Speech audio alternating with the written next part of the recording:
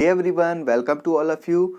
बच्चों, आज हम लोग क्लास 9 साइंस का chapter number 11 work and energy chapter start करेंगे, जिसमें हम लोग आज जानेंगे कि वर्क क्या होता है एंड एनर्जी क्या होती है। ठीक है, तो चलिए हम लोग अपना चैप्टर शुरू करते हैं। सबसे पहला, जैसा कि हमारा जो चैप्टर का थीम है वर्क, उसके बारे में हमें पता होना चाहिए। तो वर्क क्या होता है? The product of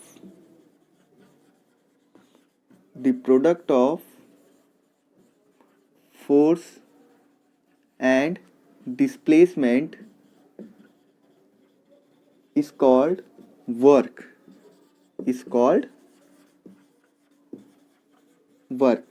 Means work is equal to F dot ds।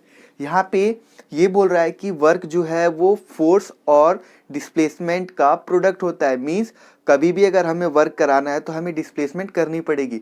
आप तो नॉर्मली, अगर आप नॉर्मल भाषा में देखो तो हम लोग क्या कहते हैं, अगर मैंने जैसे ये मार्कर है, मैंने यहाँ से उठाया और इसे यहाँ ले जाके मैंने रख दिया और उसके बाद मैं दोबारा यहाँ पे लाके रख देता हूँ, तो इस केस में अगर मैं बोलूँ कि भाई मैंने काम कर दिया, लेकिन यहाँ पे काम नहीं माना जाएगा। साइंस की लैंग्वेज में ऐसी जगह काम नहीं माना जाता जहाँ पे डिस्प्लेसमेंट ज़ीरो हो जाए। हम लोगों ने चैप्टर नंबर 8 में पढ़ा था कि जब भी डिस्प्लेसमेंट ज़ीरो होती है तो उस केस में क्या होता है बच्चों की वेलोसिटी भी ज़ीरो हो जाती है।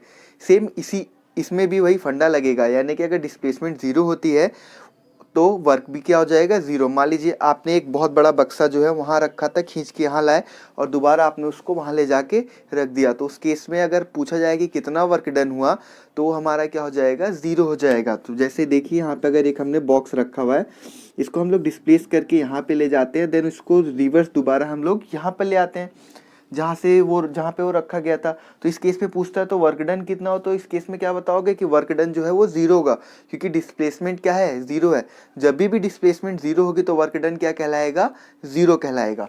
ठीक है। फोर्स तो अगर हम लोग किसी चीज़ को अगर डिस्प्लेसमेंट करानी है तो हमें फोर्स लगाना ही पड़ेगा। ठीक है, ये तो जाहिर सी बात है कि फोर्स वहाँ पे लगेगा ही लगेगा। तो वर्क का फॉर्मूला हमारे पास क्या निकल के आता है, work is equal to force into displacement, यानी कि बल गुणे में यहाँ पे क्या हो जाएगा, विस्थापन। यानी कि विस्थापन होना जरूरी है, अगर विस्थापन नहीं होता तो वहाँ पे कार्य जो है शून्य हो जाएगा। तो अगर कभी भी आपको ये क्वेश्चन भी पूछ लिया जाए कि क्या वर्क ज़ीरो हो सकता है, तो बिल्कुल हो सकता है, वर्क जो है वो ज़ीरो हो सकता है। और उसके बाद एसआई यूनिट की अगर हम लोग बात करें तो एसआई यूनिट हमारी क्या हो जाएगी, एसआई यूनिट जो इसकी होती है वो होती है जूल। वर्क की एसआई यूनिट होती है बच्चों जूल, या फिर कि आप दूसरी भी लिख सकते हो, वो लिख सकते हो न्यूटन मीटर। न्यूटन फोर्स की न्यूटन हो जाएगी और डिस्प्लेसमेंट की मीटर, तो आप लोग न्यूटन मीटर भी लिख सकते हो, लेकिन यहाँ पे आप लोग यूज़ करोगे जूल। ठीक है, ये तो था हमारा वर्क के बारे में कि वर्क क्या होता है। अब हम लोग जानते हैं कि एनर्जी क्या होती है। अब हम लोग जानेंगे कि एनर्जी क्या होती है। तो एनर्जी की जब हम लोग बात करते हैं तो एनर्जी क्या होता है बच्चों, the capacity of doing work is called energy. यानी कि किसी भी कार्य को करने की क्षमता को ही हम लोग क्या बोलते हैं, एनर्जी बोलते हैं, ऊर्जा बोलते हैं। कार्य और ऊर्जा एक समान है, यानी कि एनर्जी और वर्क जो है वो सेम टर्म है, इसीलिए दोनों की जो एसआई यूनिट होती है वो सेम होती है। नेक्स्ट वीडियो में तो हम लोग जानेंगे ही कि पोटेंशियल एनर्जी, काइनेटिक एनर्जी और मैकेनिकल एनर्जी होती क्या है, और वर्क और एनर्जी के बीच में जो रिलेशन है, यानी कि वर्क एनर्जी जो थ्योरम है, उसके बारे में भी हम लोग नेक्स्ट वीडियो में पढ़ेंगे। लेकिन यहाँ पे मैं आपको बताना चाहता हूँ कि ध्यान देना, वर्क और एनर्जी